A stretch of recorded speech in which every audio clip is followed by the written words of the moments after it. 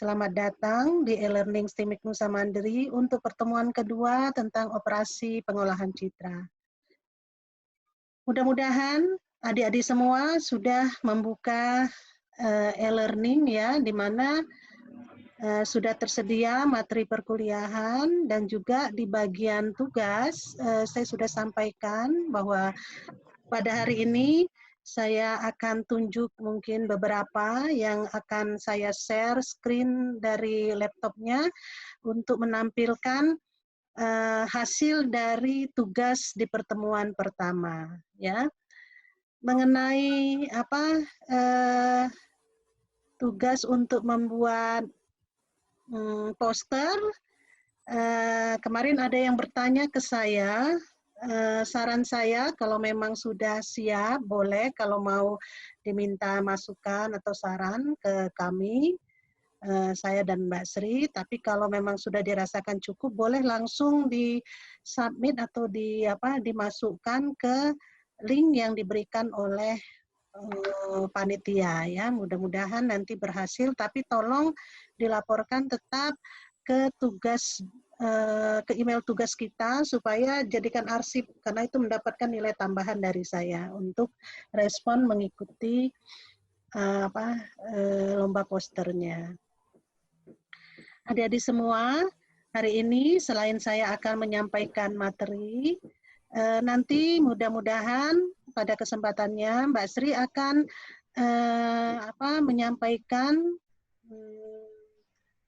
presentasi tentang algoritma yang terkait dengan pertemuan kedua ini, yaitu tentang operasi pengolahan citra dengan menggunakan Python. Ya, seperti di pertemuan kedua di sini sudah disampaikan bahwa diharapkan dalam selesainya adik-adik semua mengikuti perkuliahan pada hari ini, maka diharapkan menguasai mengenai apa itu operasi-operasi sederhana yang ada di dalam pengolahan citra. Mulai dari operasi penjumlahan, pengurangan, perkalian, pembagian, operasi logika ya, hingga nanti ke operasi konversi. Nah, sebelum kita mulai, apakah ada yang mau ditanyakan? Mungkin untuk pertemuan pertama kemarin, ataupun pertemuan hari ini.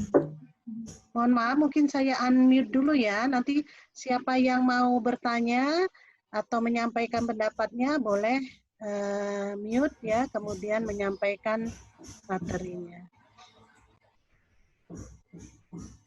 Oke, jika tidak ada pertanyaan, saya akan lanjutkan dengan materi dari pertemuan kedua, operasi pengolahan citra. Di sini saya lihat baru 21 orang dari 47 orang ya. Kita masih menunggu yang lain. Mudah-mudahan bisa masuk ikut serta di dalam pertemuan kedua ini. Adik-adik semua, di pertemuan pertama saya sudah menyampaikan dan kita semua sudah mengetahui tentang definisi dari citra dan ruang lingkup dari semua proses pengolahan dari citra. Nah, sekarang operasi pengolahan citra ini terdiri dari beberapa hal, beberapa langkah yang nantinya ini memungkinkan kita untuk melakukan proses-proses supaya hal-hal yang terkait dengan penurunan mutu atau degradasi citra dapat diselesaikan. Kita ketahui bahwa citra itu sangat kaya dengan informasi, maka pengolahan citra dimaksudkan untuk lebih menggali informasi pada citra tersebut. Tetapi kondisinya sering terjadi mengalami penurunan atau degradasi. Apa saja? Di antaranya mengandung cacat atau draw, warna terlalu kontras, kurang tajam, kabur atau blurring dan sebagainya. Nah, di antara proses pengolahan citra yang dapat memperbaiki kondisi penurunan mutu ini adalah dengan operasi penjumlahan dan pengurangan. Misalnya ketika kita mau menaikkan brightness-nya atau kecerahannya. Atau kita bisa melakukan operasi perkalian dan pembagian untuk meningkatkan atau memperbaiki kontras dari gambar. Ini masih ada yang ini ya, yang ada yang bicara ya. Diperlihatkan mukanya, jangan memakai background. Ya, kita lanjutkan. Jadi dilihat di sini bahwa ini contoh-contoh dari gambar ya. Kalau dilihat yang sebelah kiri, ini masih ada seperti pasir, maka ini kita anggap ada cacat atau draw atau noise. Nah, kalau di samping di sini, contohnya ya, kita melihat bahwa ada proses untuk mencoba melakukan pengenalan dari gambar dengan menangkap deteksi tepi dari objek yang ada di dalam gambar. Nah, berikutnya operasi pengolahan citra yang sudah kita ketahui juga di pertemuan pertama, yaitu adanya perbaikan kualitas citra atau image enhancement. Tujuannya memperbaiki kualitas citra dengan memanipulasi parameter-parameter citra. Ada juga pemugaran citra, menghilangkan cacat pada citra. Pemampatan citra yaitu berusaha dipresentasikan dalam bentuk yang lebih kecil, sehingga memorinya lebih sedikit, mudah dilakukan pertukaran, namun tentu saja tetap mempertahankan kualitas gambar. Nah, misalnya di sini kita menyajikannya dalam bentuk .bmp atau .jpeg ya, JPG, itu contoh-contoh dari proses pemampatan citra. Nah, ini proses operasi penajaman citra. Jadi di citra yang tadinya kurang tajam, coba ditingkatkan kontrasnya, misalnya di sini kontrasnya ditingkatkan. Ini contohnya, misalnya ada citra masukannya, dilakukan image enhancement, dilakukan brightness dan kontras ya, maka hasilnya seperti ini contohnya. Jadi yang tadi warnanya biru, kemudian ditingkatkan kecerahannya menjadi lebih cerah warnanya dan kontrasnya antara objek bisa terlihat ya, atau dia disajikan dalam bentuk grayscale, atau dilakukan sharpness atau filteringnya menggunakan peningkatan citra maksud saya dengan sharpness. Pemugaran citra ya ditujuannya tadi menghilangkan kesamaran atau deblurring, penghilangan draw. Operasi-operasi ini bisa ditemukan dalam proses pengolahan citra. Nah, ini tadi pemampatan dipresentasikan dalam bentuk yang lebih kompak sehingga memori yang diperlukan sedikit. Contohnya ini dengan metode lossless. Jadi tepat sama hasil yang kita mampatkan. Yang terkenal itu adalah metode Hubman atau metode Lossly. Hampir sama. Ini metodenya run length, quantizing, compression, atau pemampatan fraktal. Ini contoh salah satu pemampatan yang berhasil. Jadi dari 41 kilobyte menjadi 3 kilobyte. Tapi kondisi dari citra Apple ini masih kualitasnya bisa dikatakan baik dan tidak berkurang. Nah, untuk proses segmentasi citra, ya, image segmentasi, membagi citra ke dalam beberapa segmen dengan suatu kriteria tertentu, terutama jika kita ingin mengamati hal-hal yang spesifik dari bagian dari citra. Kita lakukan pengelompokan gambar sesuai objek gambarnya. Nah, jenis operasi ini biasanya setelah segmentasi berkaitan erat dengan pengenalan pola. Jadi kita bertujuan mensegmentasi untuk mengenali pola dari citra tersebut. Nah, contoh aplikasinya di pengenalan pola di bidang kedokteran. Ini misalnya contoh otak bayi, dikasih citra otak bayi dengan menggunakan NIRS ya. Aplikasi lain adalah misalnya pengenalan ini biometrik mata, karena diketahui bahwa iris mata itu memiliki informasi yang sangat banyak. Iris mata seorang penderita diabetes berbeda dengan yang tidak memiliki diabetes. Jadi dari iris ini bisa dicari pola, pengenalan polanya sehingga bisa diklasifikasikan seseorang menderita diabetes atau tidak. Ada juga pengenalan pola pada bidang geologi. Di sini dicontohkan aplikasi RG untuk areal yang berubah. Jadi misalnya di sini red and green ya. Di sini ditunjukkan areal red dan green kemudian digabung maka terlihat ada perubahan pada areal tertentu. Nah, biasanya ini banyak sekali untuk pemetaan daerah baik hutan, kerusakan hutan, masalah kebakaran ataupun masalah perpindahan penduduk yang menempati suatu daerah bisa dipantau. Ini contoh-contohnya ya aplikasi yang menunjukkan bagaimana aplikasi ini bisa menandai atau mengcapture objek-objek yang ada. Di sini misalnya contohnya aplikasi yang bisa menangkap secara pasti bentuk hewan yang ada di dalam suatu citra. Ya. Kemudian ini contoh citra Landsat dan histogramnya. Jadi dari contoh citra Landsat ini maka bisa kita ambil perbagian sesuai dengan warnanya dan kita lakukan presentasi terhadap histogramnya. Kemudian ada yang disebut pengorakan citra atau image analysis, bertujuan untuk menghitung kuantitatif dari citra untuk menghasilkan deskripsinya. Nah, citra bisa dilakukan pengorakan untuk dilakukan pengenalan lebih jauh terhadap objeknya. Misalnya pendeteksian tepi, ekstraksi batas atau representasi daerah. Nah, contoh di sini diberikan citra Landsat menunjukkan suhu permukaan laut global dengan thermal IR.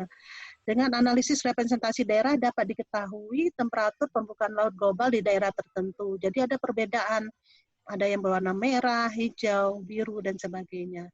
Nah ini jika dikuantitatifkan, ini akan menghasilkan nilai-nilai spesifik terhadap gambar yang ada di sini. Kemudian rekonstruksi citra, yaitu bertujuan membentuk ulang objek dari beberapa citra hasil proyeksi. Jenis operasi ini banyak digunakan dalam bidang medis, contohnya pengenalan pola.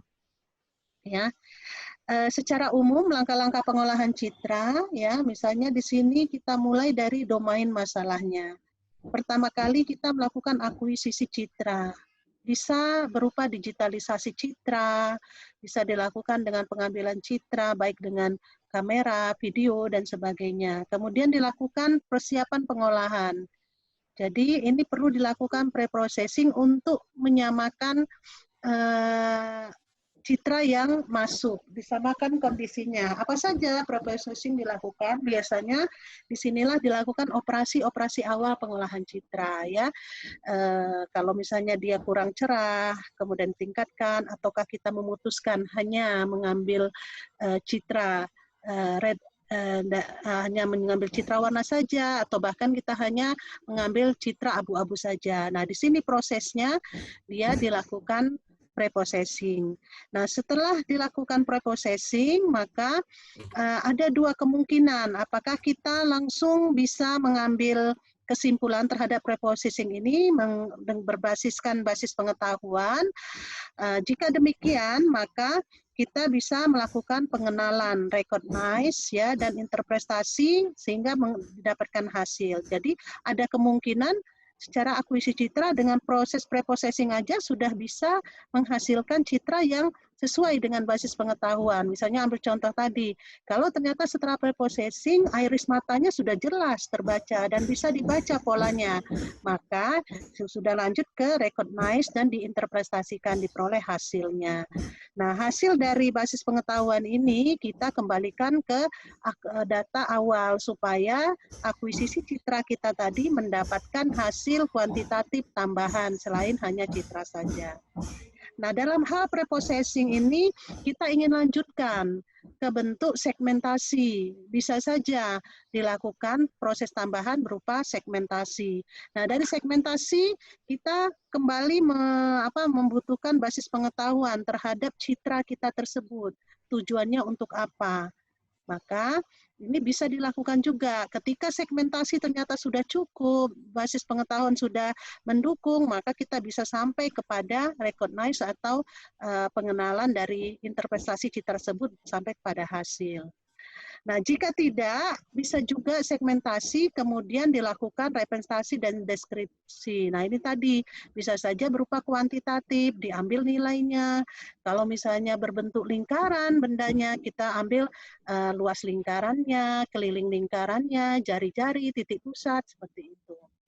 Jadi ini dilakukan representasi, kemudian dideskripsikan, tapi tidak sembarangan, tetap saja berbasis pengetahuan apa yang mau kita tuju dari citra tersebut. Nah, dari sini pun bisa berujung kepada pengenalan atau recognize dan interpretasi dari citra, baru dikeluarkan hasil. Jadi pada prinsipnya, domain masalah yang ada di pengolahan citra secara umum tetap berusaha untuk melakukan pengenalan dan interpretasi dalam proses algoritma dari seluruh operasi-operasi pengolahan citra yang dilakukan sehingga mendapatkan hasil ya dari informasi terhadap citra tersebut.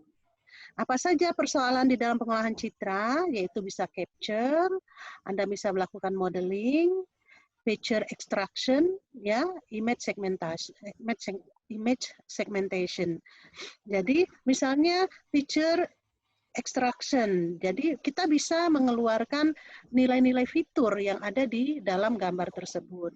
Misalnya kalau misalnya fiturnya adalah citra sel, maka kita bisa menentukan kalau di sel itu ada sitoplasma dan nukleus, maka kita bisa mengeluarkan fiturnya apa saja kalau nukleus, ya, misalnya keliling dari nukleus, luasnya, ada areanya dari nukleus, kecerahan dari nukleus tersebut. Ini contoh-contohnya. Ya. Kemudian kita juga bisa melakukan image segmentasi. Kita pilih misalnya hanya mengambil segmentasi dari sitoplasmanya saja. Kalau dari gambar, misalnya sebanyak gambar itu, kita hanya mau mengambil objek mobil dari satu gambar besar. Ya. Ini kita lihat permasalahan capture atau menangkap gambar. Merupakan proses awal dari image processing untuk mendapatkan gambar, atau juga di prosesnya di sini dia, di akuisisi citra. Ini persoalannya. Karena banyak juga proses akuisisi citra ini menghasilkan sesuatu penelitian yang bagus ya. Terutama mendapatkan database terkait citra tertentu. Jadi capture bisa menjadi permasalahan, bisa menjadi objek juga penelitian. Mengapa? Proses capture ini membutuhkan alat-alat capture yang baik, seperti kamera, scanner, light pen, dan lain-lain. Ya.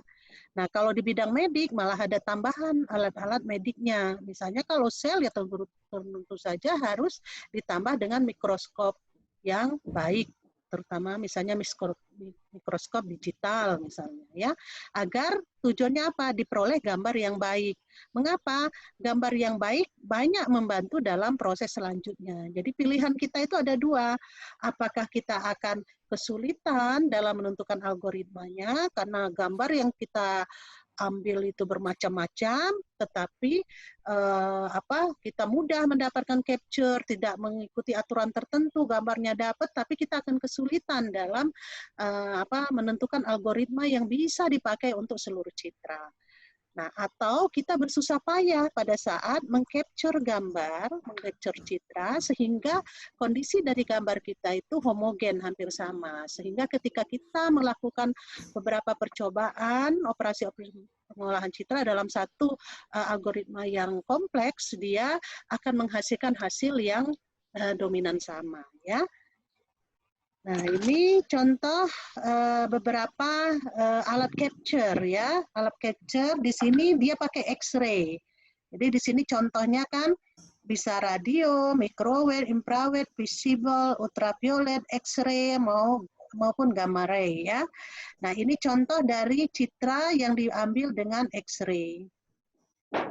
Berikutnya ini contoh citra yang diambil secara visible, jadi secara tampak mata kita ambilnya. Contoh-contohnya capture biasa, biasanya kamera ya, yang digunakan. Kemudian ini contoh juga dengan infrared, dihasilkan dari gambar yang seperti ini menghasilkan gambar sesuai dengan sinar infrarednya. Kemudian ini contoh lagi ketika kita menggunakan radio ya, menghasilkan citra ya, yang tentu saja nanti menjadi masukan awal dari proses pengolahan citra tersebut. Berikutnya setelah capture ada yang disebut fitur extraction. Seperti diketahui, gambar mempunyai karakteristik sendiri, tentu saja, selalu unik ya, sehingga fitur tidak dapat bersifat general, tetapi sangat tergantung pada model dan objek gambar yang digunakan. Jadi tergantung, kita tidak bisa memastikan bahwa fiturnya harus sama semua. Nah, fitur dasar yang bisa diambil adalah warna. Jelas, kita bisa mengidentifikasi gambar citra kita berdasarkan warna. Atau kita mau mengamatinya, ternyata warna sulit untuk dibedakan. Kita mengambil bentuk dan teksturnya, boleh saja. Ya, jadi boleh warna, bentuk, dan tekstur. Fitur yang lebih kompleks bisa diperoleh dengan menggunakan apa? Segmentasi, kita lakukan clustering. Jadi segmentasi tadi membagi objek-objek menjadi beberapa gambar dan kita pilih yang menjadi objek penelitian kita. Atau clustering, jadi kita lakukan proses clustering sehingga data yang kita peroleh ya, data yang kita ambil itu sesuai dengan kondisi pengelompokan datanya, baru kita kenali. Kemudian kita kenalin data-data ini berdasarkan apa gitu ya. Kita bisa lihat data tersebut.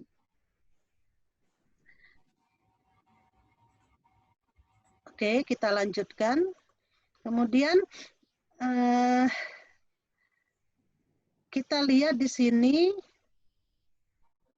pemakaian statistika dan probabilitas pengolahan sinyal sampai dengan machine learning diperlukan di sini. Jadi biasanya pada fitur extraction setelah nilai diperoleh, kita tidak semata-mata hanya menampilkan, mendeskripsikan saja data-data fitur yang kita peroleh, nilai-nilai kuantitatif tersebut.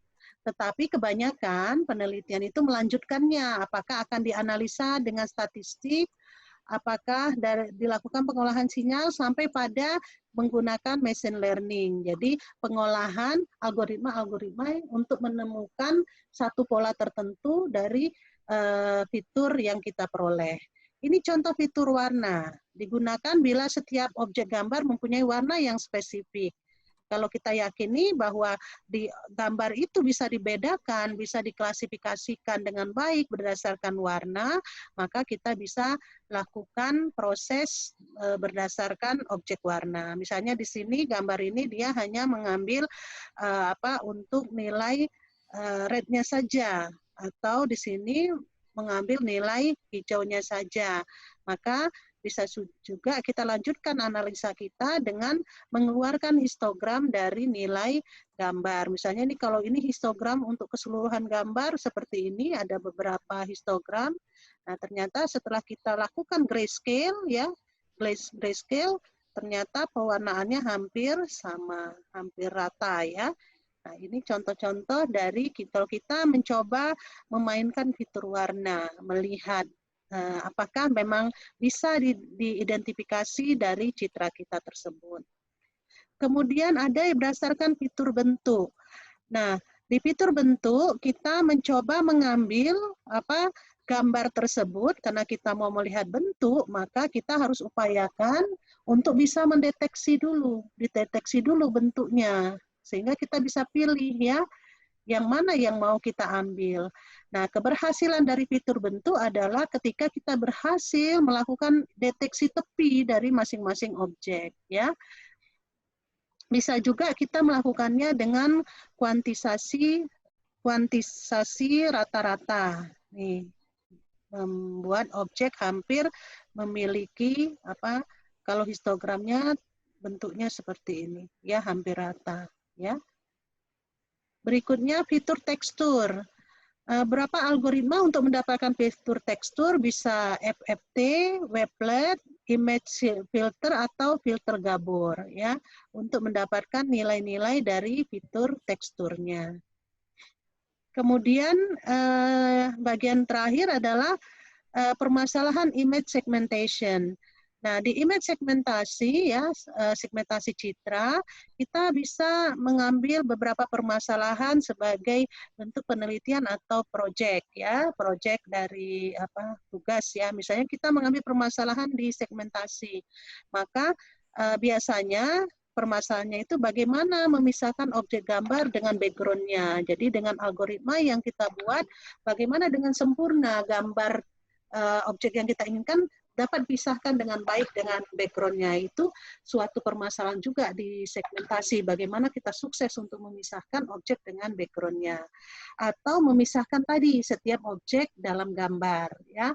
Misalnya kalau objek wajah, kita bisa menentukan mana alisnya, mana hidungnya, mana matanya, mana bagian bibirnya, dapat dipisahkan dengan jelas dengan algoritma kita. Kemudian permasalahan lain, setelah kita lakukan segmentasi, maka teknik clustering apa yang sesuai dengan model dan objek gambar yang digunakan. Artinya ketika kita sudah mengumpulkan potongan-potongan dari segmentasi objek kita, maka kita juga harus bisa menemukan teknik clustering yang bisa secara otomatis memisahkan kelompok-kelompok dari gambar tersebut. Nah, ini merupakan permasalahan-permasalahan yang bisa dijadikan sumber penelitian atau objek dari pengolahan citra dalam kaitannya kita mengetahui informasi yang terdapat dalam citra tersebut. Oke, sebelum kita lanjut, saya persilahkan jika ada yang mau bertanya